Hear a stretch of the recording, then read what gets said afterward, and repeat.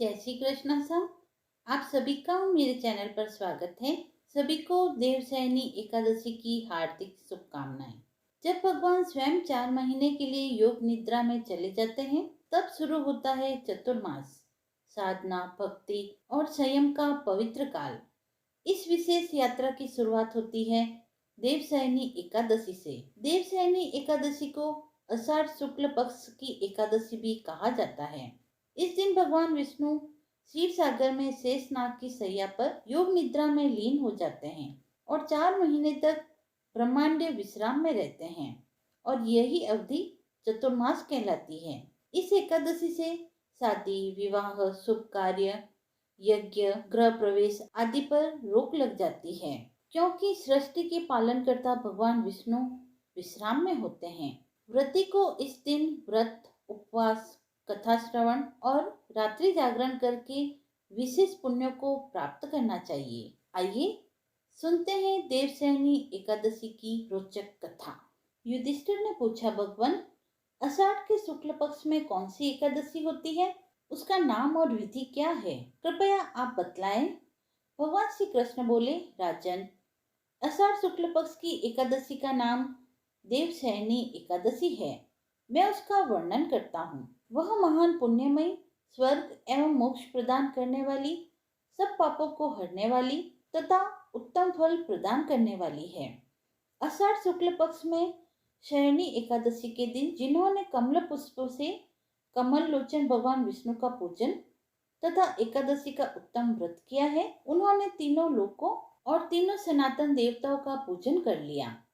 हरिशयनी एकादशी के दिन मेरा एक स्वरूप राजा बलि के यहाँ रहता है और दूसरा क्षीर सागर में शेषनाग की शैया पर तब तक शयन करता है जब तक आगामी कार्तिक की एकादशी नहीं आ जाती। अतः आषाढ़ शुक्ला एकादशी से लेकर कार्तिक शुक्ला एकादशी तक मनुष्य को भलीभांति धर्म का आचरण करना चाहिए। जो मनुष्य इस व्रत का अनुष्ठान करता है वह परम गति को प्राप्त होता है। इस कारण यत्न पूर्वक इस एकादशी का व्रत करना चाहिए। एकादशी की रात में जागरण करके शंख, चक्र और गदा धारण करने वाले भगवान विष्णु की भक्ति पूर्वक पूजा करनी चाहिए। ऐसा करने वाले पुरुष के पुण्य की गणना नहीं की जा सकती। उसके पुण्यों की गणना करने में चतुर्मुख ब्रह्मा जी असमर्थ हैं। राजन, जो इस प्रकार भोग और मोक्ष प्रदान करने वाले सर्व पापहारी एकादशी के उत्तम व्रत का पालन करता है, वह जाति का चांडाल होने पर भी संसार में सदा मेरा प्रिय बना रहता है। जो मनुष्य दीपदान, पलाश के पत्तों पर भोजन और व्रत करते हुए चतुर्मास व्यतीत करता है, वह मेरा प्रिय है। चौमासे में भगवान विष्णु सोए रहते हैं, इसीलिए मनुष्य को भूमि पर शयन करना चाहिए। सावन में साग, भादों में दही, कुआर में दूध और कार्तिक में दाल का त्याग करना चाहिए। अथवा जो चौमासे में ब्रह्मचर्य का पालन करता है वह परम गति को प्राप्त होता है। राजन, एकादशी के व्रत से ही मनुष्य सब पापों से मुक्त हो जाता है, अतः सदा इसका व्रत करना चाहिए, कभी भूलना नहीं चाहिए। मैं तुम्हें इससे संबंधित एक पौराणिक कथा सुनाता हूँ, ध्यान पूर्वक श्रवण करो। मानदाता नाम का एक सूर्यवंशी राजा था। वह सत्यवादी, महान तपस्वी और चक्रवर्ती था।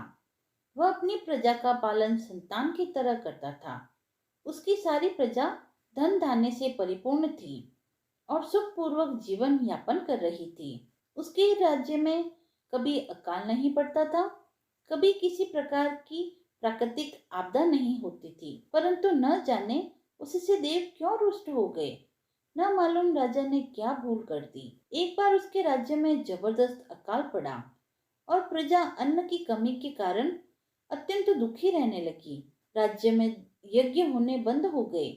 अकाल से पीड़ित प्रजा एक दिन दुखी होकर राजा के पास जाकर प्रार्थना करने लगी, हे राजन, समस्त संसार की सृष्टि का मुख्य आधार वर्षा है।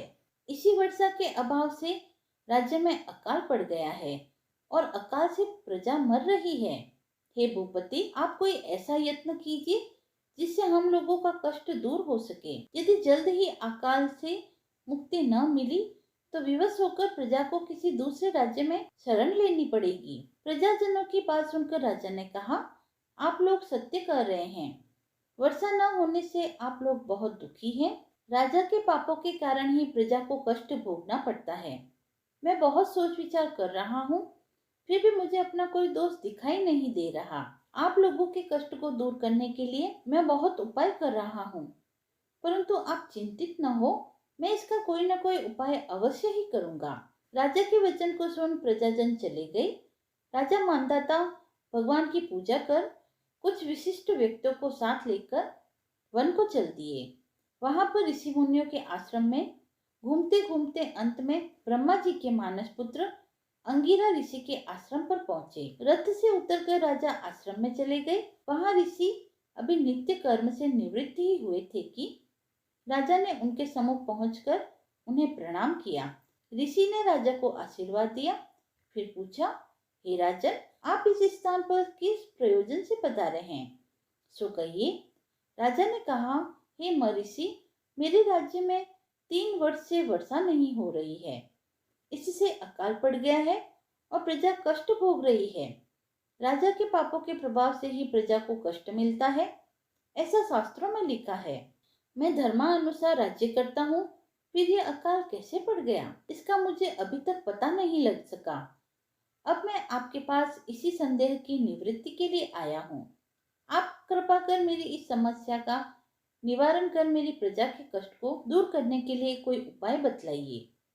सब वृतांत सुनने के बाद ऋषि ने कहा, हे राजन, इस सतयुग में धर्म के चारों चरण सम्मिलित हैं। यह युग सभी युगों में उत्तम है।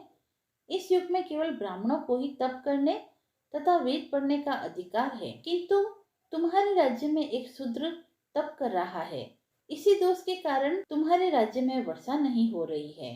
यदि आप प्रजा का कल्याण चाहते हैं तो शीघ्र ही उस शूद्र का वध करवा दें। जब तक आप यह कार्य नहीं कर लेते, तब तक आपका राज्य अकाल की पीड़ा से कभी मुक्त नहीं हो सकता।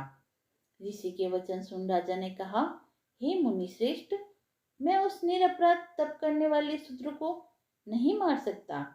किसी निर्दोष मनुष्य को घात पहुंचाना मेरे नियमों के विरुद्ध है और मेरी आत्मा इसे किसी भी स्थिति में स्वीकार नहीं करेगी। आप इस दोष की मुक्ति का कोई अन्य उपाय बतलाइए। राजा को विचलित जान ऋषि ने कहा, हे राजन, यदि आप ऐसा ही चाहते हैं तो आषाढ़ माह के शुक्ल पक्ष की देवशयनी नाम की एकादशी का विधान पूर्वक व्रत करें।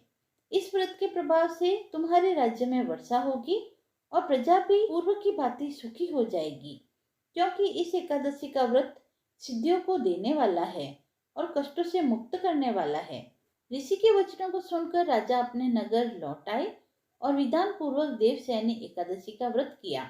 इस व्रत के प्रभाव से राज्य में अच्छी वर्षा हुई और प्रजा को अकाल से मुक्ति मिली। इस एकादशी को पद्मा एकादशी भी कहा जाता है। इस व्रत के करने से भगवान विष्णु प्रसन्न होते हैं और मोक्ष की इच्छा रखने वाले मनुष्यों को एकादशी का व्रत अवश्य करना चाहिए। चतुर्मास्य व्रत भी इसी एकादशी के व्रत से आरंभ होता है। कथा समाप्त हुई। जिस दिन भगवान विष्णु योग निद्रा में चले जाते हैं, उसी दिन से भक्तों के लिए भक्ति, तपस्या और आत्म मंथन का कार्य आरंभ होता है। देवशयनी एकादशी केवल एक व्रत नहीं है, यह आत्मा की जागृति और जीवन के पुनः संकल्प का पर्व है। जो भक्त श्रद्धा से इस व्रत को करता है, उसे वैकुंठ धाम की प्राप्ति होती है और जीवन में सुख, शांति व समृद्धि स्थायी रूप से वास करती है। चतुर्मास की यह पहली एकादशी हमें यह सिखाती है कि जब प्रभु विश्राम कर रहे हो, तब भक्त जागे, अपने भीतर जाग के संकल्प ले और धर्म के पथ पर दृढ़ता से चले। आइए हम सब मिलकर इस देवशयनी एकादशी पर अपने जीवन को एक नया आयाम दें। भगवान विष्णु की कृपा हम सब पर बनी रहे। आप सभी को देवशयनी एकादशी की हार्दिक शुभकामनाएं।